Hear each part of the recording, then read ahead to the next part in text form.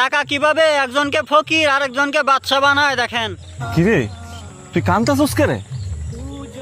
ভাই আপনি কি ভালো আছেন? আমি তো ভালোই আছি, কিন্তু আপনি কান্তাছেন কে লিগা? কই কান্দি না তো, কিন্তু ভাই আপনার এই অবস্থা কেরে? সবই কপাল। একটা দুর্ঘটনায় আমার সব কিছু শেষ হয়ে গেছে।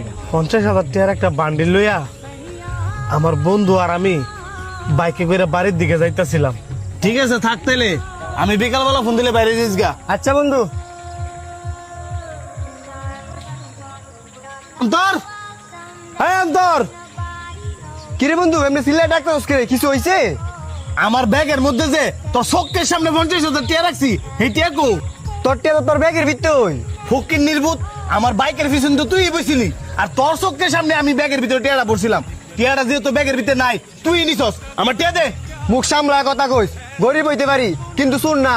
সুরের মার বড় গলা, ফোন নির্বুত, আমার টিয়া দে। স্যার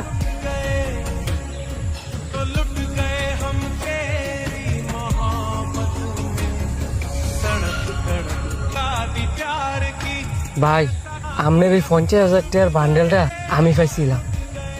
আপনার এই টাকাটা আপনার দিবার লেগে আমি আপনারা অনেক খুঁজছিলাম, কিন্তু কোথাও পাই নাই।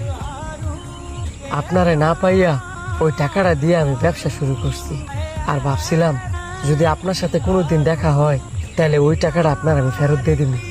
আর আপনার ওই 50,000 টাকার কারণেই আজকে আমি অনেক টাকার মালিক।